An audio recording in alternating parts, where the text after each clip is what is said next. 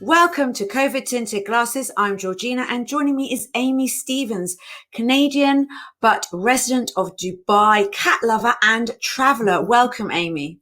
Thank you very much for having me. No, it was a real pleasure, and I really wanted to talk to you because I know that you are an avid traveller and have lived, let's say, internationally for a huge part of your life. Can you just give everyone a little introduction to yourself, where you're based, where it is? Because as I said, geography's gone out of the window since I've been locked down in the UK, and what you're interested in as well. Absolutely. So I live in Dubai currently, so in the UAE in the Middle East, and we're somewhat the heart of the Middle East, I guess one could say, although other countries might argue, down on the Gulf. And I'm a hotelier by trade, which really I got into because it allowed me the opportunity to travel and live abroad. So I've lived here for just over 7 years now. And prior to that, I've lived in Bermuda, I've lived in Canada, I've lived in the US, where else have I lived? And worked kind of internationally for many years because, again, that hotels have always allowed me that opportunity to move around the world, which has been pretty phenomenal, and work and get paid for it. Here, I'm, as I said, a keen traveler. And one of the great things about Dubai and the location is that we're so centrally located that in normal times, I mean, almost everywhere is a 6-hour flight at the most. You know, I can be in London in 6 hours. I can be in Asia in 6. I can be in the Maldives in 4, in Seychelles, in Mauritius, in Sri Lanka, in India. So a huge part of the world is completely accessible. And that's one of the reasons that I love it here. Just that I haven't been anywhere, as most of us, in over a year now. Yeah, I forgot I didn't think about that. But of course, Dubai is a lot of changeover flights for coming from London. If you're going further afield, a lot of the time you change in Dubai. Exactly. So obviously it's very central to get everywhere that you want to get to. So in fact, we did originally meet like over 10 years ago in South America on a Dragoman trip where everyone hold your seats. I was the tour leader and Amy was a passenger. But I do remember us talking about you becoming a tour leader. And I remember thinking that you would be fantastic at it, but you didn't need to do that because obviously you're in a career that allowed you to travel anyway. So, and probably slightly, well, definitely better paid and gives you the money to be able to do the travels that you actually wanted to do. So the other thing is that always comes up on your Facebook feeds is your cats as well. So you don't just have one or two. I think you have a few more. Yes. So there's a story there, because if I tell you immediately how many I have, everybody will go, oh my God, crazy cat lady. So I had one cat she was 20. I had her for 19 years that I adopted in Bermuda, and she lived in 4 countries with me. She's traveled on mopeds in the backseat of the bicycle. She's traveled on planes, on subways, everywhere.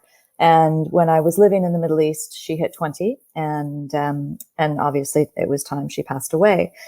So in the interim prior to that, I had rescued a small kitten to try to give her a little spark of life. And in doing so, I stumbled onto kind of one of the less fortunate things about living in the Middle East and in the UAE, and that is the sheer amount of animals, both dogs and cats, that are on the street and that need homes and that are badly abused and mistreated and neglected. So when I adopted the kitten, she was one from a hoarding situation where there were over 80 cats in a villa. And so that led me through to a journey of meeting a lot of rescuers. And so in the end, I have ended up with 4 rescue cats, which are my own. I've fostered numerous cats during the last several years. And I also have currently a 5th cat that is a foster, which is up for adoption. International is fine, should anybody be interested. But it just became one of those situations where you just couldn't say no to kind of sad case after sad case after sad case. And one of the challenges with it here is you can't save all of them, because I think the statistic is there's something like over 100,000 stray cats just on the streets of Abu Dhabi. Dubai is probably more. And but I can save and have made a difference in the life of at least these 4. So it's not as crazy as it appears when you just say, oh, you have 4 cats. Okay, you are a crazy cat lady. But yeah, it's one of the joys and one of the challenges of living here is just the condition of the animals. Yeah. So. But during lockdown, did the numbers increase or did they decrease?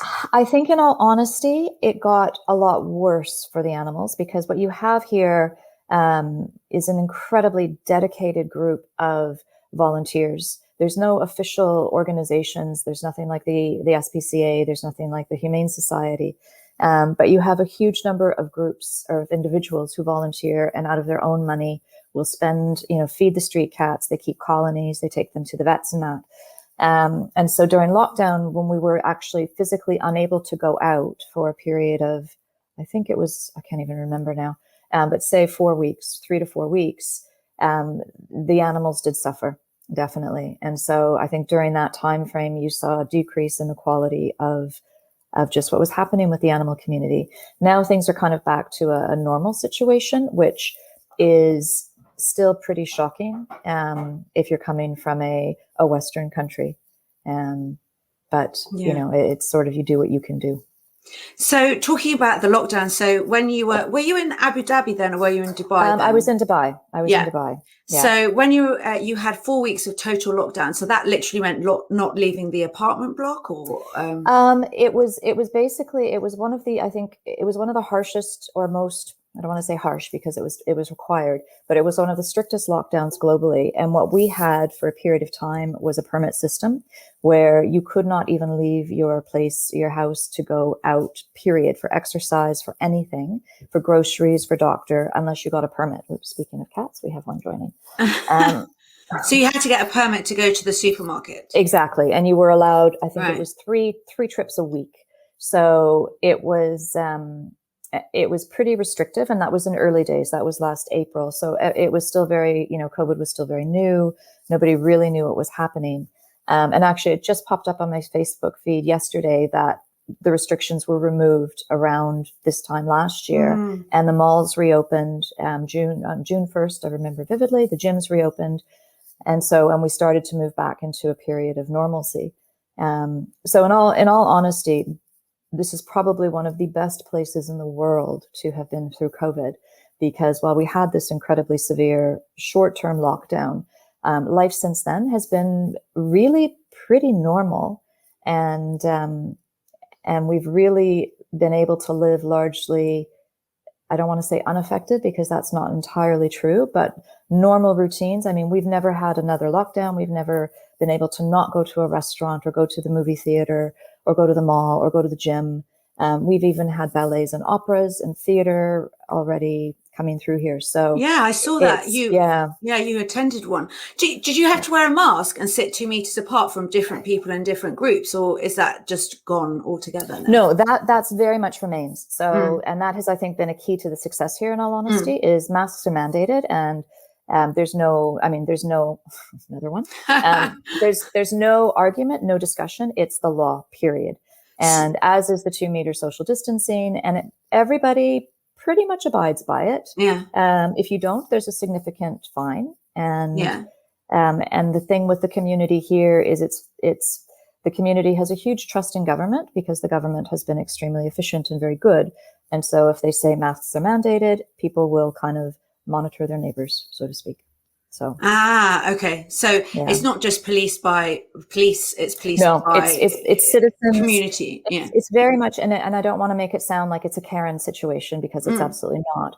It's very much everybody is doing this together for the greater good, because everybody is fully aware that we're incredibly fortunate that we have been able to live the way we do, and that these are the things that are driving that ability to continue to work, to continue to socialize, albeit very limited. We do restrictions on, you can't gather with 25 people, sort of thing. No. But yeah, it's been really, really pretty amazing, in all honesty. Yeah. So after the 4 weeks, you did you just come out like a butterfly out of a cocoon, or were you a bit tentative? And as on day one, I met a friend for coffee at the mall. And again, and just to put things into perspective, it was the end of summer.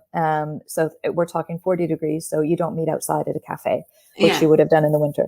So I was out day one. I went to the bookstore. I met my friend for coffee, and it was just a huge sense of relief to, to be out and about and able to kind of just reclaim some of those things that you took so much for granted that had been gone for a while. Yeah. I mean, I suppose in the UK last April, we were just coming to the beginning of the journey. We had no idea what was actually going to happen. Yeah. I mean, I'm laughing now, but, and obviously it's not over, but oh my gosh, we had no idea. So absolutely no idea. And, so after the month, then you all kind of came out, and I mean, you are a hotelier by trade. So are the hotels full of people? Is it full of people from internally, or? So it was handled, again, I mean, it's been pretty amazing here. So I guess it would have been kind of when it all hit, a lot of hotels closed very quickly. And last summer, so April, May, June, you had quite a lot of hotels that closed, or I'd say, I don't know the percentage, but a large number did. I was on unpaid leave for 2 months in May and June. And then as things started to kind of, not get back to normal, but reopen and loosen a bit, we started to see a lot of internal demand for hotels, of course, because if you're stuck here, you can't go anywhere. At least you can go to a hotel for a staycation, for a pool, for the beach, those things. And then we actually opened to tourism again in mid-July. So I think Dubai was the first destination that allowed international visitors back in, and that I think July 17th. And so honestly, from that period, it has been not to the levels it was, obviously, but some hotels had the best summer that they ever had last year, just because you had this kind of combination of staycations from local residents who couldn't go anywhere. And then from international markets, we had a huge number of Russians, Germans, Brits before kind of the latest restrictions, Kazakhs. So it really, there are quite a few hotels that have been running busier than they would have been. And the city overall, I mean, it's got life to it. You go to, hotels are sold out on a fairly regular basis. That's amazing. And because of course, actually, I mean, there was lots in the news about celebrities, footballers and things like that getting stuck in Dubai. Yeah. But having their wrist slapped about it, come back, or they, or there was I don't know, I can't remember the details, but it certainly did look fantastic, because obviously we went back into a major lockdown over Christmas. So, and if you were lucky enough to get out, literally, I mean, I know someone who flew out to the Maldives the night before the lockdown kicked in, and they had, obviously the most fantastic time and still traveled. So I guess that's the thing, isn't it? It's about timing, luck, where you are based. And I know that you've done some quite interesting trips within kind of, do you call it Dubai, the area, or is it Dubai is the city, and so the whole kind of the country is the UAE, and so we're very lucky in that we have we've got mountains, albeit not treed mountains, but we have mountains, we have the sea in different areas, and so we have the desert, obviously. So it's great because you can kind of still get a bit of a travel experience, and you can go away for the weekend, but you can go to the mountains. And especially, when over the winter periods, it's great because you can go camping in the desert. There's little resorts that are out in the mountains and kind of the northern coast. So at least we were lucky enough to have something that provided a kind of travel. And it might not have been something that you would have explored if you had been able to, go away to the Maldives for a weekend or something. So it's been good that way. Because I did see you did a trip to the desert, which looked pretty amazing. Yeah. And is that something you would have done normally? In the winter, in all honesty, probably yes. Just because, again, for a weekend, it's a nice kind of quick getaway. But what I did more than what I normally would have done, and I tried out some new areas and kind of saw a lot of new things that I would not have done normally, and that I haven't done in kind of the 7 years that I've lived here. Go out to a certain area and go snorkeling, which sounds so simple, but it's just I never got around to it. And sounds dreamy. What did you see when you went snorkeling? Oh my Tell God, me. Sea turtles galore, big ones. It was just amazing. And a huge amount of fish, actually, very surprising. But yes, like 6 or 7 massive sea turtles that were just feeding, and you're kind of swimming, like less than a meter away from them. It was amazing. And is the water cold, or is it a bit warm, like a winter like a is bath? cold. Winter's cold. Okay. At this time of year now, we're back to it being almost bathwater. It's not Red Sea, is it? The sea? No, there? It's the Gulf. It's the Gulf, the other Arabian side. Gulf. Yeah. Yeah. So do you think, I mean, just because you were talking about the amount of turtles and fish, do you think that the ocean or the sea has had some chance to recuperate over the time? Or do you think maybe that they were always there? Or I mean, they've definitely been there. But I think you definitely had, just because there was a lack of, and I think we saw it especially here in some of the desert areas that tend to get overused a bit. There was definitely a bit of a regeneration happening. And,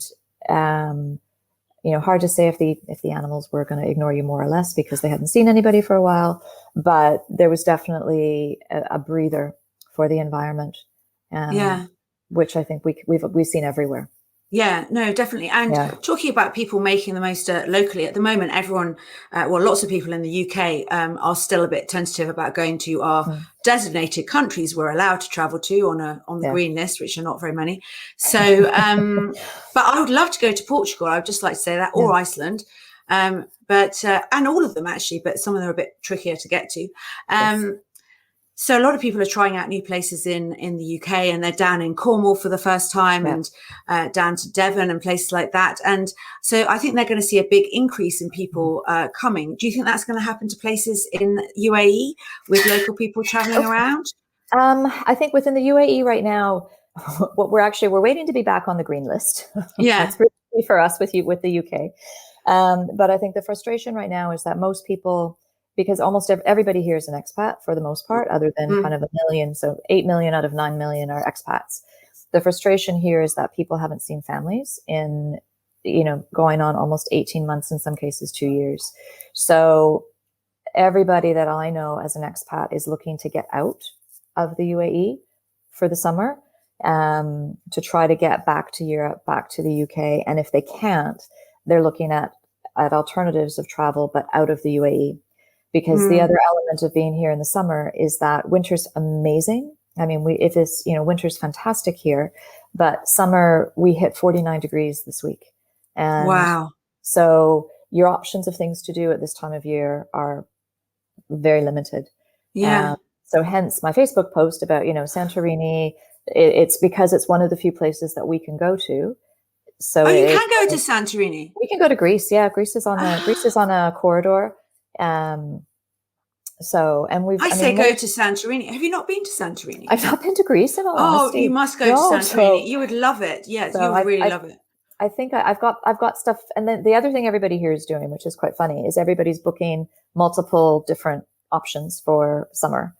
Because what we've been seeing is that something will open and then it will close. And we saw that we've seen many people get stuck here. Like a lot of the Brits, as you said, were stuck here when the borders closed. Yeah. A lot of people who live here were stuck overseas when the borders closed. So there's a bit of a hesitancy to fully commit. So, people are booking Greece because it's accessible right now. People are booking maybe Portugal because we've heard that we might be able to get there and the EU is going to allow vaccinated people. Those sort of things are happening right now. And then when it comes down to the crunch, and then also people are booking local vacations at the same time. So just to keep options open and then see what happens when the time comes. So do you think you'll be able to get back to Canada to see family, or would you have to quarantine if you... Yeah, I'm not even going to try Canada this year because I'd still would have to quarantine for, I think it's 2 weeks to go back. And it's just not worth it. It's too long of a trip and lose 14 days. And then, so very unlikely. So there's two other things I wanted to, that just came up, that you talked about. Obviously the temperature in Dubai and Abu Dhabi, the whole of UAE, gets very high during the summer, but even in the winter, it's pretty high. So when the COVID restrictions or when COVID arrived, that must have caused a lot of problems because of course we're all told not to go outside, but obviously if it's very hot or there's a sandstorm, you can't go outside, can you? No, I mean, in the summer, we don't go outside really. No. And so everything's air conditioned, which is another thing. So I guess that's why you guys had to really get on top of this before it got out of control, because, at least in England, it's going to rain, but we can go outside because it's not boiling hot kind of thing. Yeah, and exactly. we don't have we tend to not have sandstorms. I'll probably say it now when we'll arrive.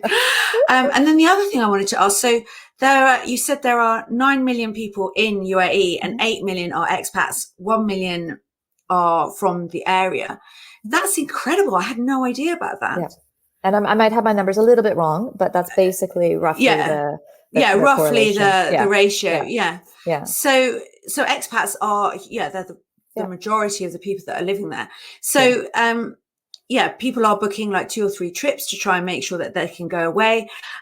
So I guess if you went to Santorini, you could always overland back if you got to mainland Turkey and walk your way back to, or just take my own little boat and come down the Gulf. Yes. But I think realistically, what this city in particular and this region, but Dubai in particular, tourism is such a key part of the destination, and we've COVID is well under control here. In all honesty, I think we're up to 120% vaccination rate. So 120 people out of every 100 have now been vaccinated in the UAE. So the borders here will not close. It's more the question of, I think, are the borders on the other side going to close? Because, what we saw with the UK at Christmas is the city was full of Brits. And then all of a sudden the notice was given, basically that's it. Everybody get home, mass exodus. And then we really have seen very few Brits since then. So it's more the concern is about, what will happen if one of the other countries shuts down, and then how do we get back? Yeah, because that would be very, very difficult. I think I can hear the cats in the background having a lovely time. The headphones. The headphones. There's always, so in that post you're talking about, you said either Santorini, Miami, or forget it and buy art. But I gather you've gone with the art option anyway. I went with art option anyway, and that's the piece behind me, which is beautiful, which is done by a Mauritian artist who lives here, who I just saw it and fell in love with it and went, you know what? You only live once. Why not? I'm going to get something good out of the COVID year. And then I honestly will probably still do one of those 2 trips, probably Santorini, as long as things continue to stay open with Greece. Yes. Miami's Miami. Yeah, and quite far away. So I wanted to ask, so what are you going to do when you reconnect with people kind of face to face? In all honesty, I mean, here again, we've been face to face. Yeah. So, it really, we've been doing, we've had brunches, so there hasn't been. Hugging? Are you hugging your friends? In all honesty, we have been. Oh. We're just starting. I'm a bit like. Yeah. We don't shake hands though. So, this is a situation you don't shake hands. You do the whole elbow bump, which actually I much prefer, in fairness, that can stay forever. But, close friends, and again, everybody here, we're all vaccinated now. So it's, and we've actually just this week really started, we still have had a lot of meetings on Zoom, but we have really started now to go back to meetings in person. So, and we've been in the office. We've all been in offices. We were out for a period of time in January and February, but prior to that, we were back in the offices in September.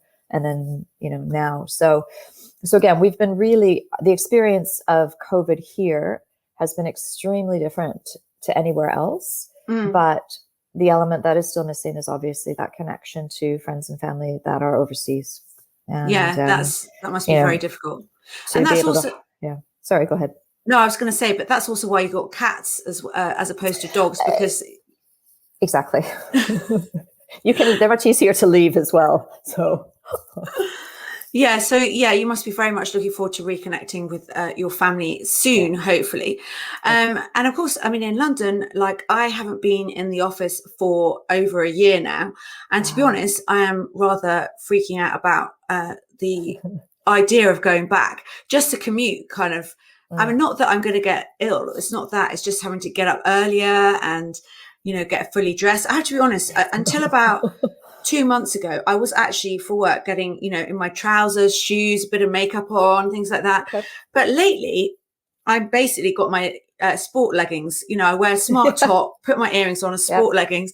And then yesterday, I got caught out taking my dog for a walk when I saw a neighbour who I don't see very often. And I was in my, really grotty close. And I was like, I've got to up my game again, really, because it's so difficult. Yeah.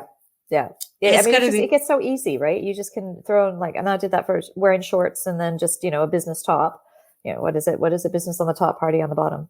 Yeah, exactly. I mean, at least wear dress. Unlike some people who did the Zoom calls and they weren't even, they had on their, don't know what they had on, but yeah. Yes. So for me, that's going to be quite a big thing. And even like hugging people, like I remember a week ago, my friend came around and she went, I'm vaccinated. She just hugged me. And I was a bit like, kind of was really shocked.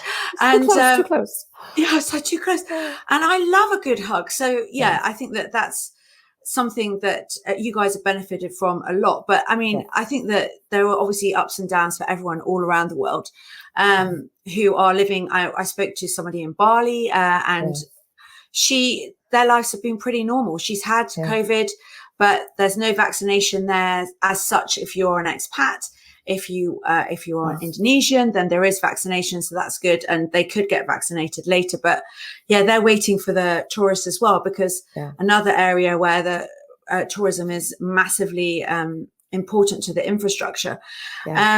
So do you think a lot of people have lost jobs because of that even now?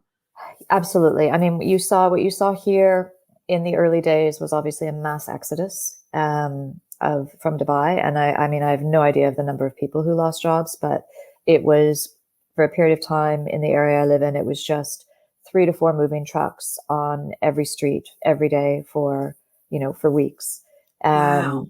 So there was definitely, and everybody knows, we all know people who've lost jobs. A lot of people, I mean, I have a friend who lost her job. It's been a year now. So there's a lot of people from here that have gone home. Because it's obviously only so long you can endure because it's not a cheap city to live in. And then there are others who are, holding out and waiting.